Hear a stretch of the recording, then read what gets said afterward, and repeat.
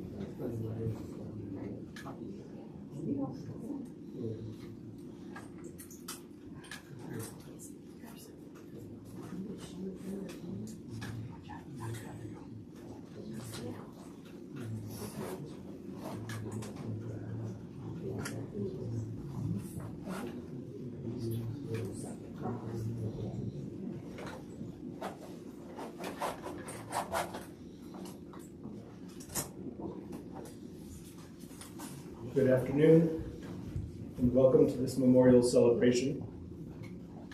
We are here to honor the life of Dominic Americo Versage. My name is Andres. I am Dominic's younger son, and on behalf of the family and my siblings, I welcome you, and those of you that are here in person, and those of you that are joining via live stream. We gather together today to celebrate the life of Dominic. I thank you all not only for joining us today, but also the outpouring of condolences and remembrances and the kind words that have come our way since our dad's passing. For me, just like it did when our mom passed, I've appreciated hearing everyone's stories because it showed the different sides of my dad, the different ways that different people saw him and remembered him. And it's also a reminder that this is not just our loss, my siblings and his sisters, but it's all of our losses. All of you that are here with us, and all of the people whose lives he's touched. I thought and tried to think of the right words to say, the right stories to share. And I spent a lot of time these last few weeks walking around Ithaca, thinking about it.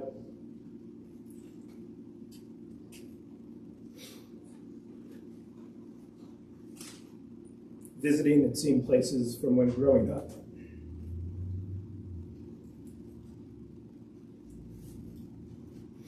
And just the other day, I decided to take a walk past one of his old offices, the office that he used to work at when, I believe still when he retired, but the last office of his that I knew when I was still living here in Ithaca about 30 years ago. It's no longer the environmental safety office anymore, but to be expected. But still, it was good to be able to be back in that space, or to be by that space. And then I walked past it up into the Cornell Stadium, or up into the Cornell campus, up past Shokoff Field, where Dad used to take us to football games or 4th of July celebrations. I walked out of the stadium and decided to head home at that point when I noticed a red SUV with Office Environmental Safety on the side. So I decided to follow it, thinking that maybe I could get a good picture, knowing that after all the clunkers that my dad did drive on the job, that he would have enjoyed a vehicle like that. It was not quite the classic cars of the 40s and the 50s that he loved, but compared to the basic boxy station wagon that the office had years ago, or the vehicle that could only be described as a cross between a bakery truck and an old school SWAT truck, I think he would have enjoyed this one. So I followed it down and around in the direction that it went, and I found it parked not too far from where I'd first seen it. So I wanted to get a picture of it and realized that the driver was still inside. So I had to keep my distance, try to get a shot, which I was able to do, and I was able to see the environmental safety slogan emblazoned in white lettering over the red body. So I took my picture and decided to turn to head home now. But just as I started to walk away, I heard the car door, and I realized, oh, the driver might be out. This might be my chance to get a picture of the full car the way I was really hoping to. And I saw the driver walking away, and I decided to call out and introduce myself just to ask him. I was curious where the environmental science or environmental health offices are at this point.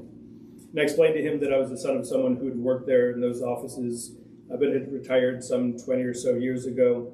And I was just curious where the new offices are. And the man said, "Oh, you mean Dominic?"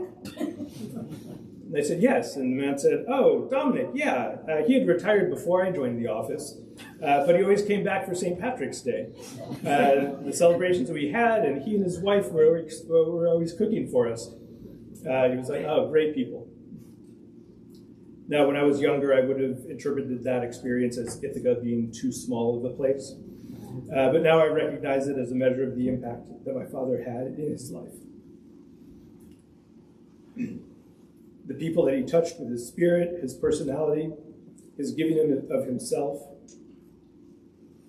And as I turned away for the third time to finally head home, there was a sign on the light post that read, "It takes hard work to make an impact."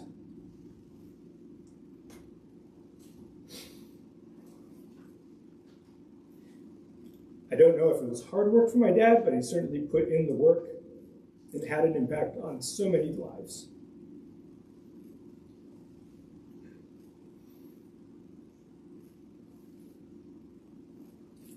And for those of you that he impacted, I thank you for being here and being with us today. One of my distinct pleasures in life is being the father of 2 daughters.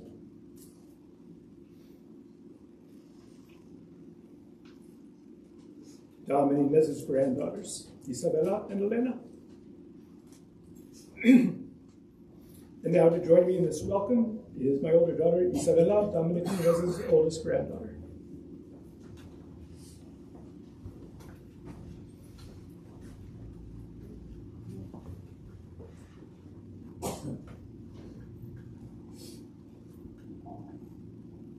Hi, my name is Isabella Versage.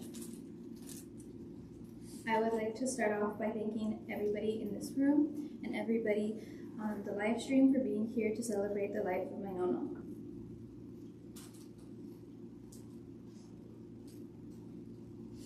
When I think of nono, the music of an accordion always follows. I remember him playing on the porch, not just when I came to visit Ithaca, but when he came to visit Los Angeles. What a dedication to the instrument to bring it across the country. and what a beautiful blessing it was to every person that heard it.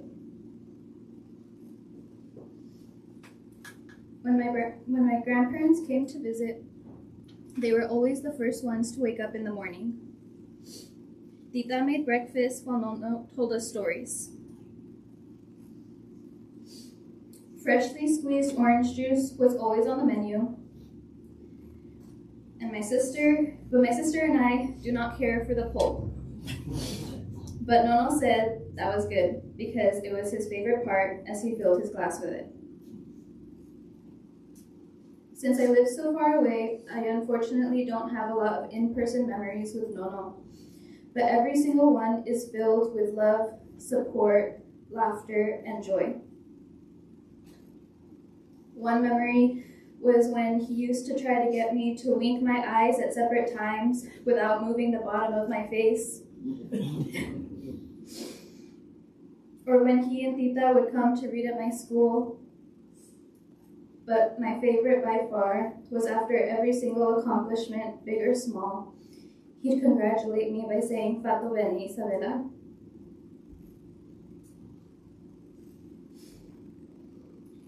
To lose Nono so suddenly and so quickly after Tita has been hard, but I know that the two of them are together again. And all that I wish he were still here to witness. I know that he is watching over with his soulmate. Nono, I promise to share your stories with future generations and carry on your unconditional love. I love and miss you so much. You are such an amazing grandfather.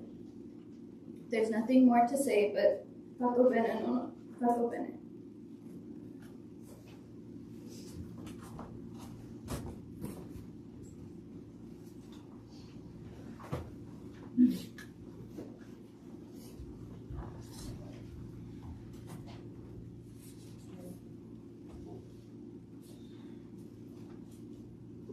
I am the youngest child of the four of us in our family. Donnie was the oldest, and I was the youngest. Donnie was the name that we called him. That was his family name. And he was 14 years older than me. That meant by the time I was 4, he had left for college. But we only spent 4 years together, living in the same household. There was a bond between us, and I know how much I love my brother. These past few weeks, I tried to remember what those 4 years were like, how it was that we formed that bond. It was 3 a.m. last week when I was thinking about this, and then your baby pictures suddenly came to mind, like someone whispered it in my ear. I was the only one of the 4 of us children that had a photo album filled with black and white photos of myself as a child. From my birth at the hospital, baptism photos of my godparents, baths in the kitchen sink, birthdays, Christmas, you name it. After all this time, I finally realized that the eyes behind the lens of the camera were my brother's, every single photo. My sister tells me that as a baby, he would put me in my carriage and walk me downtown Penyan. And she said, what teenage boy would want to do that? Next. I'm sorry. Okay. I only have but few memories of those early days, but there is one that's very special. My mother decided that our family needed a new piano, so Donnie drove my mom and I to Geneva to shop for one.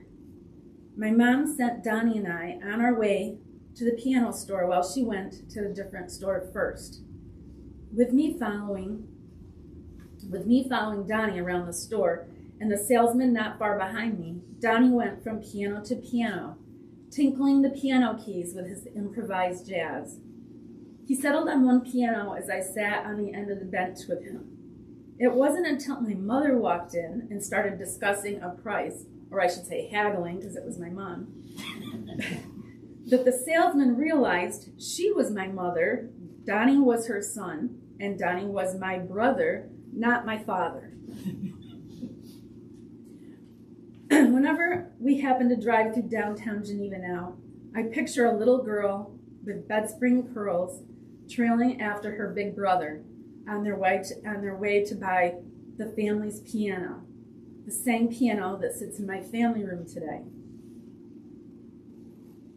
During his college years, every once in a while, he'd bring something home. The first time I remember, it was a fan. Not too exciting, you would think, but we never had a fan in our house, so this was pretty special. Then there was the Puritron, a 1960s version of an air purifier. He set it on top of our refrigerator, thinking it would eliminate the thick cloud of cigarette smoke that would permeate the kitchen during my parents' poker games with friends and family. Along with the shuffling of cards and the jingling of change, you could hear the low hum of the Puritron. It didn't work, but they used it anyway. Then there was his wheat germ kick.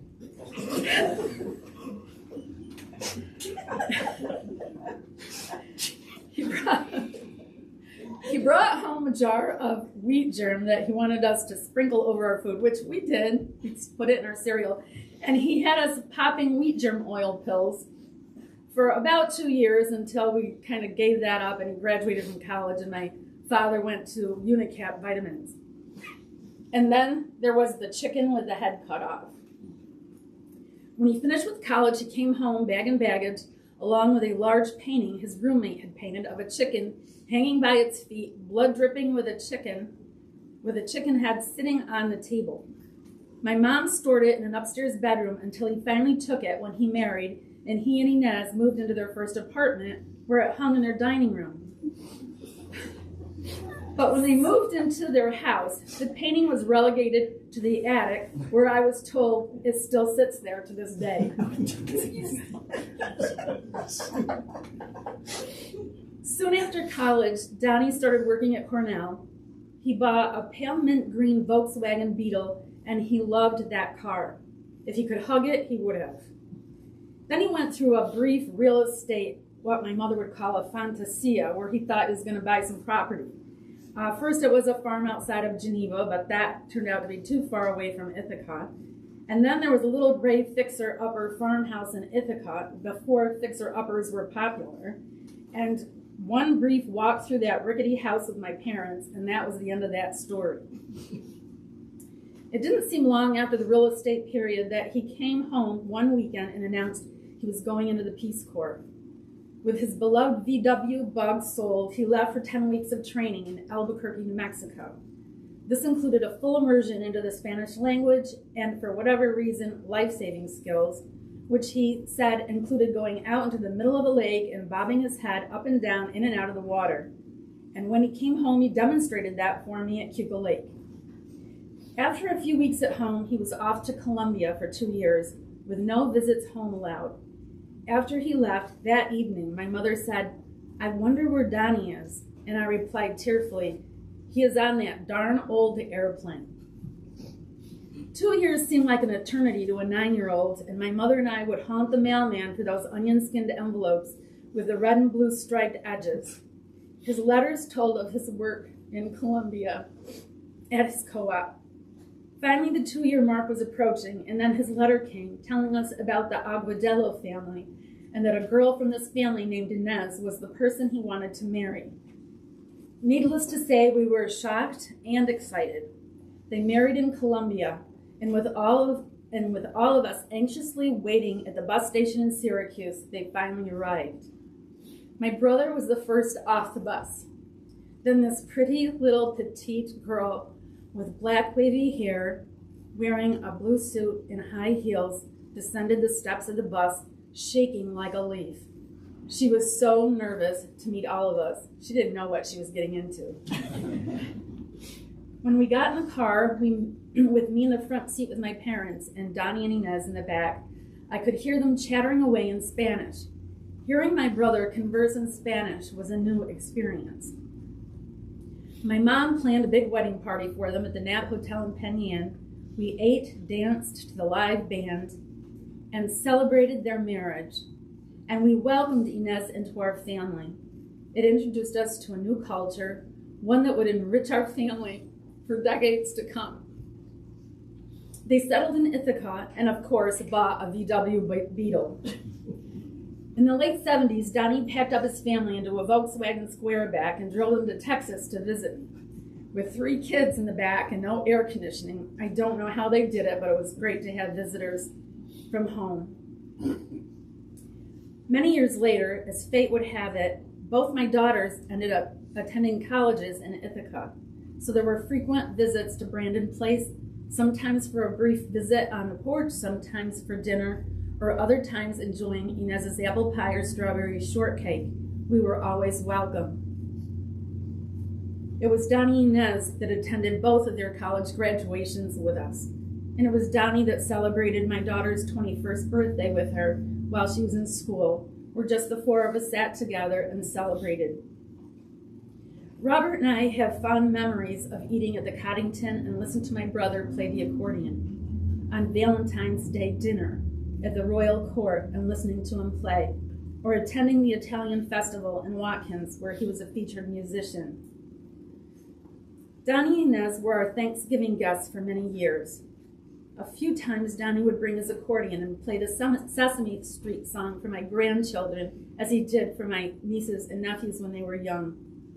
Or the one time he played Italian folk songs while my 2 daughters, Christy and Jillian, danced around the living room.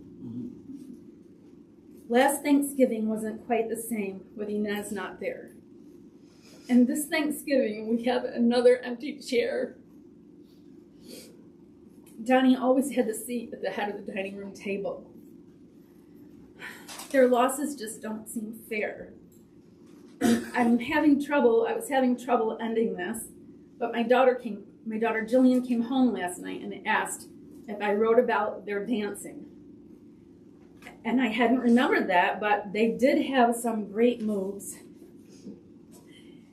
They salsa like pros, totally in sync. We were like, wow, who knew the first time we saw them? So I guess that this would be the perfect ending to say that now, free from all of their infirmities, they are reunited again in the heavens to salsa once again.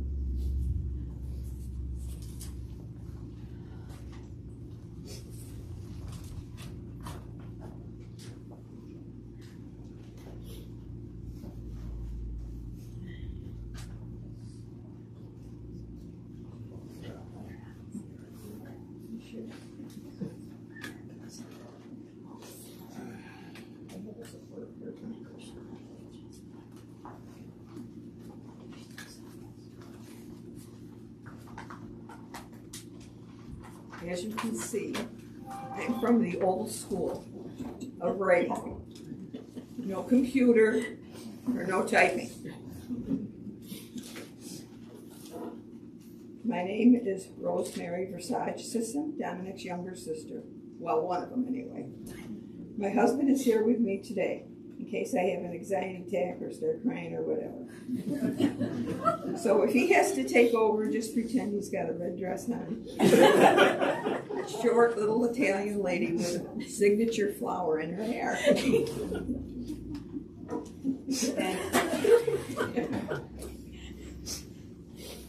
And I focused more of the music end of Dominic's life with my memories.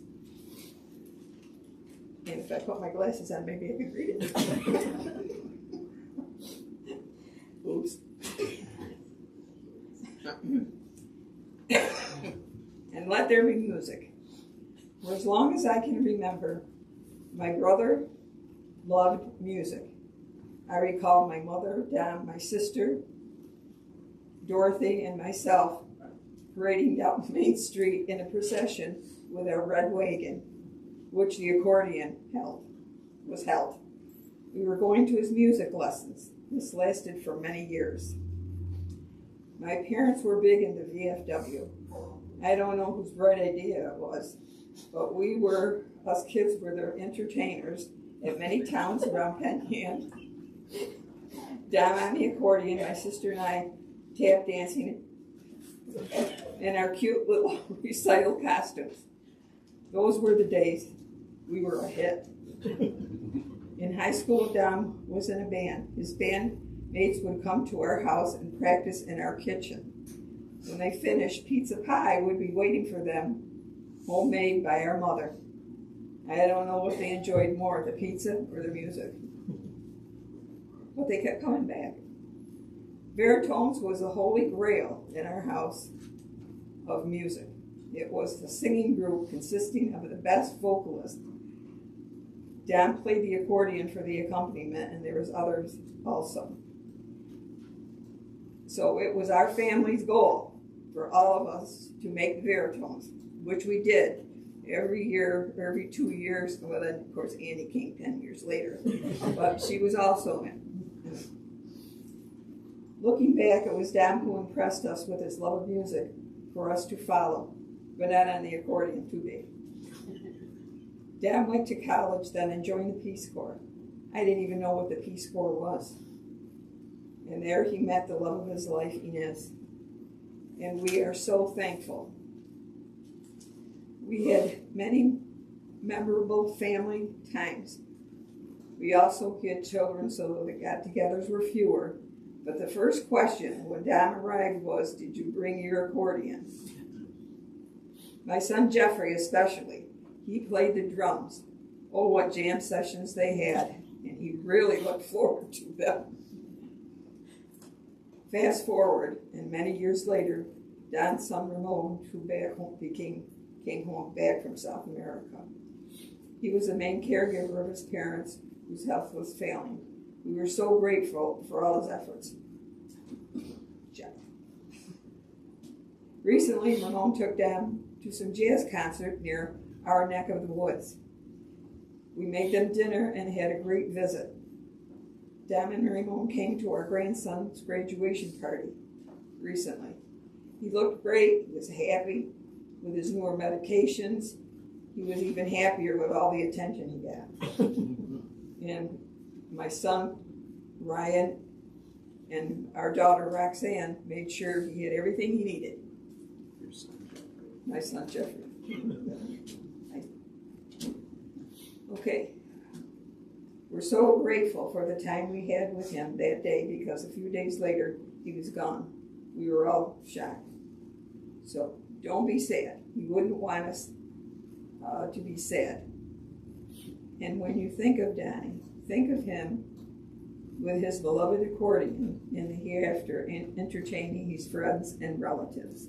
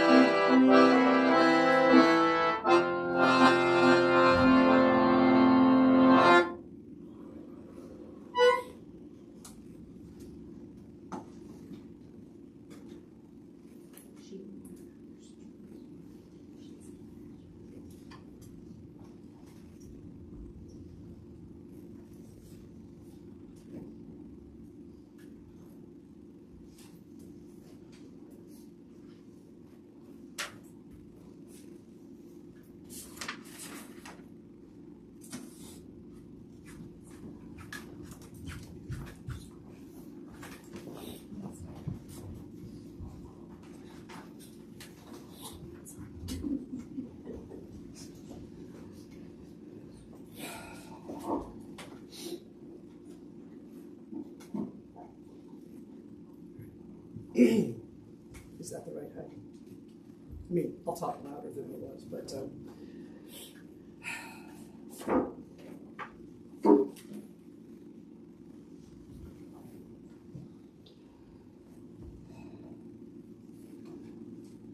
my father was a difficult person to know, or at least a difficult person for me to know. After 56 years of interacting with him, he largely remains a mystery to me. As memories of him have been tumbling around my brain over the last couple of weeks, processing his loss, gathering information for his obituary, I've had the recurring thought, who was this guy? There was so much that I feel that I didn't understand about him.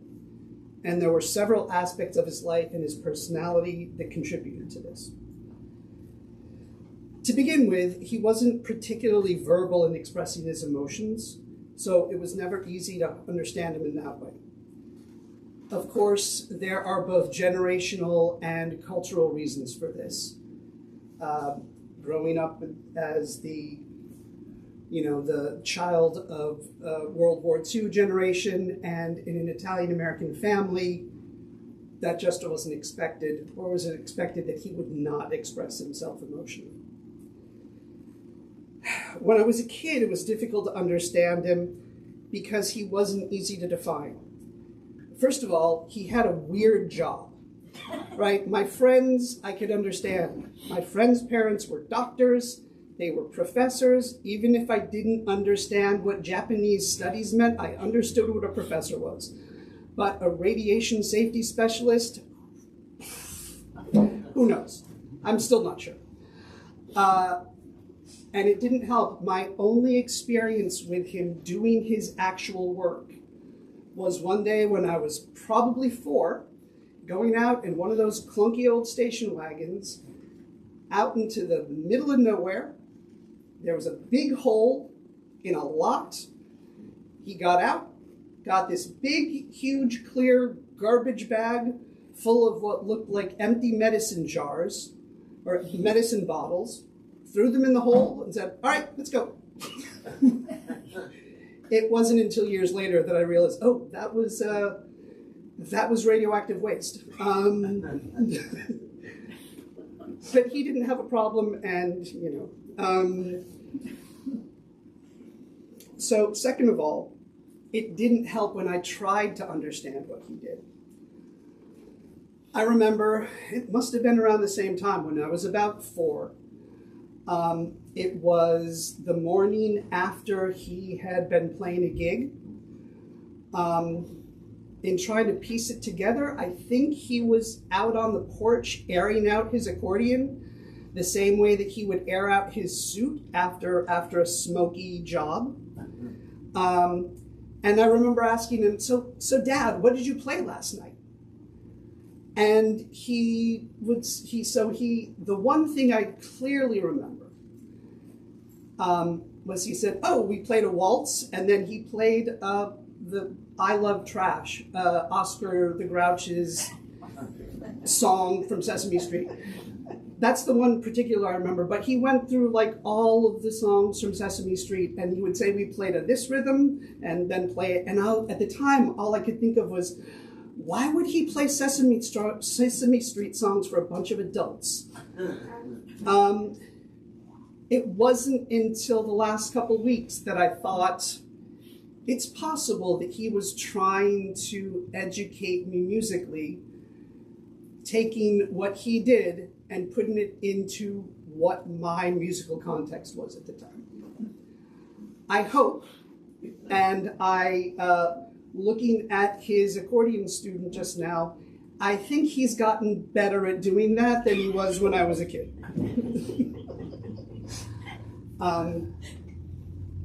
As a teenager, I started learning about his Peace Corps experience, including how he met my mom, and I couldn't reconcile that guy with the man who was my father, the measured, frugal man whose most memorable advice to me was, don't burn your bridges. But this was a guy, in his telling, he was listening to the radio, and I don't know if it was President Kennedy or was it Sergeant Shriver? announced, we're starting this new thing called the Peace Corps. And then he thought, oh, the Peace Corps, that sounds interesting. What that should be is a corps sort of like the Army, but what they do is it's for peacetime and they go help communities and stuff like that. And so he formulated the idea in his head, and when they announced that it was exactly that, he decided right then and there he was signing up. Again, I can't reconcile that impulsive guy with the guy that I grew up with as my father. When he wanted to bring my mother back to the United States with him, he talked to my grandfather and proposed that he bring her for 6 months, see what she thought of it, decide if she wanted to stay, and then marry him. And my grandfather, understandably, was like, no, that is absolutely not going to happen. But you can marry her now in the next month and take her with you if you want. He also, until he decided to get married, he had a plan that he was going to buy a motorcycle and drive back through Central America. Again, none of this resonated with me as the man I grew up with. I mean, so if you were to describe that guy, this guy in the Peace Corps, who then went to work at an Ivy League university in probably the leftiest, hippy-dippiest town in New York, and was a union leader, was a lifetime subscriber to the Mother Earth News, and had us eating wheat germ. Thank you for reminding me. If you were to describe a person who was like that, I would never in a million years conjure up a picture of my dad. Of course, there were reasons for this. His 2 years in Colombia between 1963 and 1965, he came back to a changed world. A triumvirate of culturally earth-shaking moments happened. The assassination of President Kennedy, the British invasion, and all that followed that culturally, and Vatican II. So his political world, his musical world, and his religious world were completely different when he came back than when he left. Also, he came back with instant responsibilities in the form of a wife, and within a year and a half, he also had a daughter and a mortgage. So that's going to make a person different too. On the other hand, these responsibilities benefited him in that he twice received his draft letter to go to Vietnam. The first time was right when he got back, I assume, and he received the letter, but it had been decided that married men were exempt. So he didn't have to go. About a year later, he got a second letter, but it had been decided that men with children were exempt. So he didn't have to go. In my 20s, when we had all moved away, my parents would come to visit us. Our friends, especially our friends in Los Angeles, would go on at length about what a friendly, charming, generous, gregarious raconteur he was. And we would always be like, who are you talking? Are you talking about my dad? That's what? Who's that? The him in public and the him at home seemed like two different guys. Since moving back to Ithaca 4 years ago, and especially in the year and a half since my mom's passing, when he was basically my roommate, which, by the way, I do not recommend that you live with your father as his roommate. It is not for the faint of heart. If you can avoid it, do so. But in that time, he continued to confound me in ways that were both frustrating and illuminating. he would have a way of finding the most complicated way to do a simple process. And when I would be like, why do you do it like that? His response would be, I like the challenge. And similarly, he had a very convoluted, intricate way of telling stories that buried all the important information. And so halfway through, I'd say, so what you're talking about is blah, blah, blah, blah, blah, right? Well, yeah. Okay, thank you. On the other hand, his nightly accordion sessions would sort of reflect what was going on in his brain. A lot of times it would be going through the same songs that he would play all the time, including songs that I've known forever and never knew the name of, like the third piece that Isabel just played. I never knew the name of that song, but I've known it since I was, who knows. But, and this was like the normal repertoire of wherever his brain would be going and stuff like that. But sometimes they would reflect something that he and I had been talking about as musicians. So I think it was when we were watching the Ken Burns country music documentary. He just started playing all these Bob Wills songs and Hank Williams songs and Kitty Wells songs. And I was like, what? Where did that come from? And he would say, like, I haven't thought about that song since I was about 10. And then came stories that at home, Saturday nights, they would listen to the Grand Ole Opry, which was very surprising to me, and surprising to my siblings who are hearing it for the first time right now. Another night, I must have been talking to him about something Beatle related, which could have been just about anything, and he played an entire night of Beatles songs. It didn't surprise me that he knew the songs, but it surprised me that he knew those songs well enough that he knew how to play them without messing them up, without fumbling around, but somehow he had that music that I never thought he thought about much, so ingrained in him. And even after his death, we were learning things about him that we never knew. Such as his first appearance in the Ithaca Journal was a speeding ticket that he got in Watkins Glen in 1962, where the other person that got a speeding ticket got a $15 speeding ticket, and he got a $35 speeding ticket. I didn't look up what that translates to, but it shows that, he was always a reckless driver. We knew that he had worked, obviously, with radiation and radiation safety and all of that, but I never knew he worked at the synchrotron. I don't know why the synchrotron's a big deal, but I know that it is. I knew that he had been on the Cornell Senate, but that was only because the only thing I knew about it was because he was on a thing called the Dog Committee. I don't think that was the real name, but apparently in about 1971, a bunch of dirty hippies wanted their dogs to be with them all the time and wanted to take them to class, and he was part of the governing body that decided whether or not that would be okay. I had no idea that he had been a part of the Cornell Assembly. I don't think I knew that he had won Cornell's Dedicated Service Award, which he got in 1991, which I should know because I was actually living in Ithaca at the time. Then maybe I'd forgotten. But I definitely did not know that he was his senior prom king.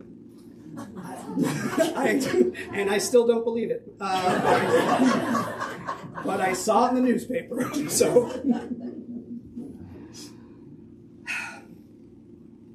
at the same time, living with my parents and then with my father, I was trying to understand him better, to read him better, to be more empathetic to what he was going through, simply through the aging process with his memory issues, his physical issues, his mobility issues, and also the mourning process that he must have been working through in the wake of my mom's death, which he never shared, at least not with me. But I tried to strike a balance with him that he would be comfortable with in trying to nudge him along and trying to go at his pace, trying to understand why he would avoid doing certain things, stuff like that.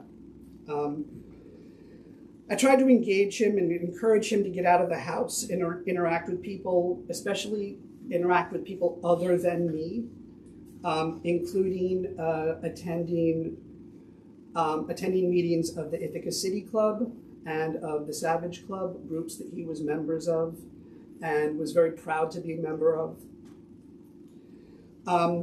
And I started dragging him out of the house to go do stuff. And I wouldn't ask him. I would just say, hey, Dad, we have tickets to go see The Godfather in a movie theater. I took him to wine tastings, all of which he enjoyed greatly. But mainly, I took him to concerts.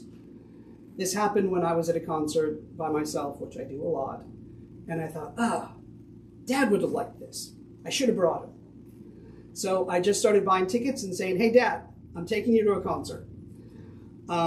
So together, over the past couple of years, we saw Ron Carter, Branford Marsalis, Wynton Marsalis and the Lincoln Center Jazz Orchestra, the Preservation Hall Jazz Band, but also artists outside of jazz, outside of what he might like Bella Fleck and Rhiannon Giddens, both of whom were banjo players. We also saw a mariachi group at Cornell that I don't remember the name of. And what I learned is that what he responded to was not a particular type of music, not a particular genre of music, but to musicianship. A high level of music ability and facility, and no matter what the genre was, no matter who was playing what, that was something that he appreciated and enjoyed and loved being around. I'd even bought concert tickets that we hadn't gone to yet, and that we haven't gone to yet. We were planning on seeing in the next couple months bluegrass artist Ricky Skaggs, jazz vocalist and bass player Esperanza Spalding, the Cuban dance orchestra, the Buena Vista Orchestra, mandolin player Chris Thiele, and even last Friday night, the night before last, Bella Fleck, playing with a Mexican drummer and a Colombian harpist. My sister went in his place. And the concert was absolutely amazing. Just stunning. Seeing three musicians who were so sympathetic to each other and created something so unusual with three instruments that never should have worked together. Creating something so rhythmically dynamic and harmonically complex, but just beautiful. And all during the first song, all I could think of was, God, Dad would have loved this. And as tears welled up at the concert, I thought, I had this flash that maybe I did know him. Maybe I was wrong the whole time. But then by the third song, I thought, no, I don't know him any better now. He's still the 84-year-old puzzle that I've spent 56 years trying to solve. The final challenge that he's presented me with. But now I'm thinking, you know what, maybe neither is true. Maybe the truth lies somewhere between my romantic brain and my cynical brain. I don't think I'll ever really know him, but maybe, just maybe, I actually know him a little bit better than I think I do.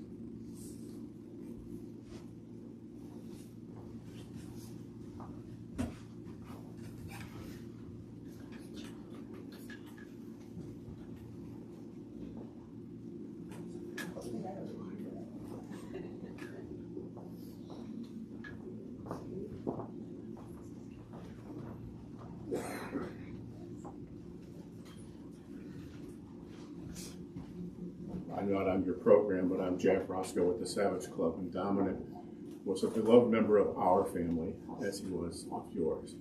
And I wanted to just share a small story. I often ran into Dominic at the Regal Cinema when they would bring the Metropolitan Opera. And one time I remember it was Rigoletto, and I said, Dominic, you also love this. He said, yeah, but not enough accordion.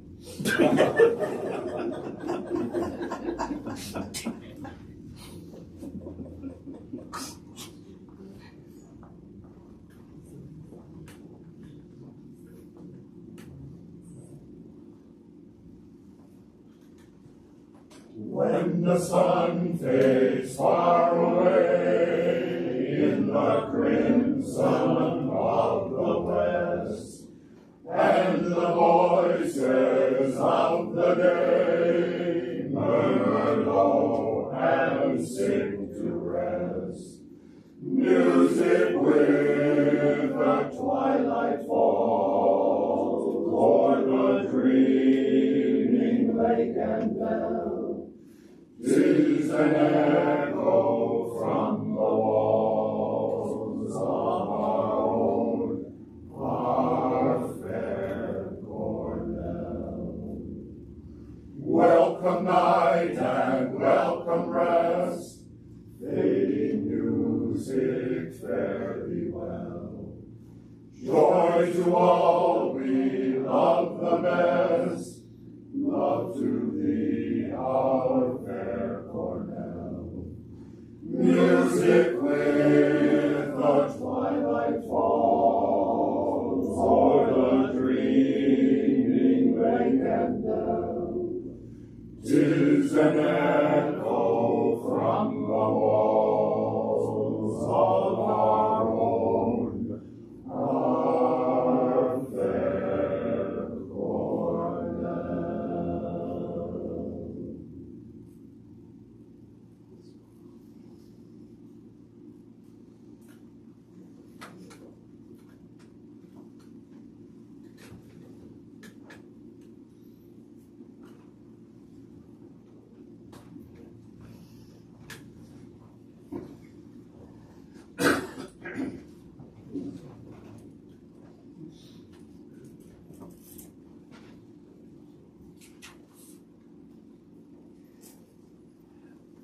I want to start the closing by recognizing the musicians that performed today.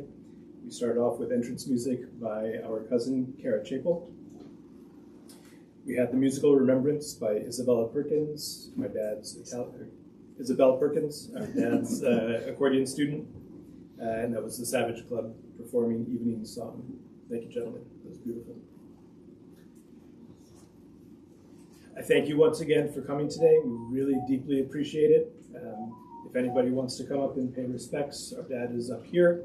My siblings and I will be at the door to receive anybody who cares to say hello. And once again, we thank you so very much for being here to celebrate our father, to celebrate your friend, your brother, your uncle, your brother-in-law. Thank you.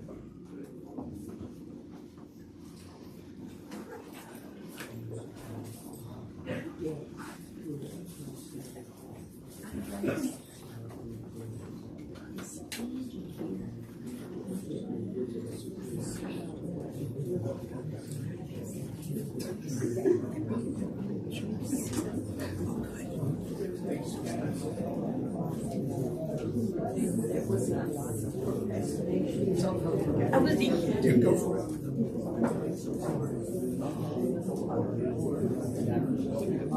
He's honored. He doesn't know, but he's honored.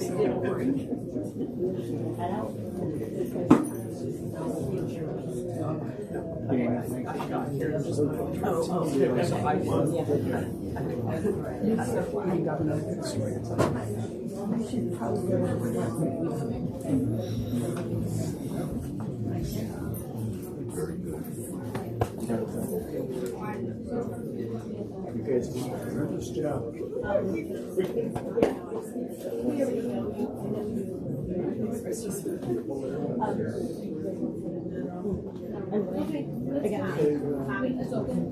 So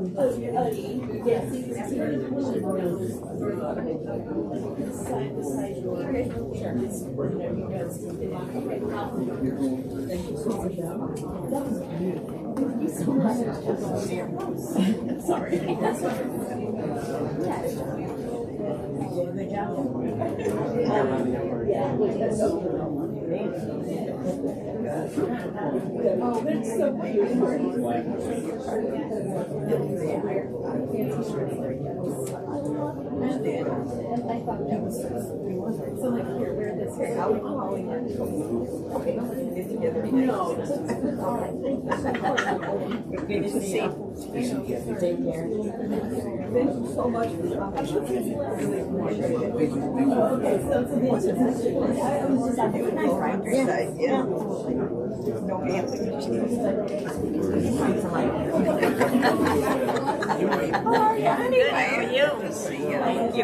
here? Of course. You came a long way. You gotta sit out there with your David drove us. Beautiful. David, set up your great.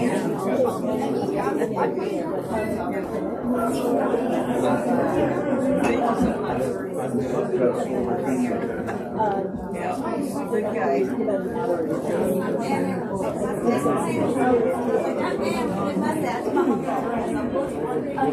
I know you were here. I'm sure they did.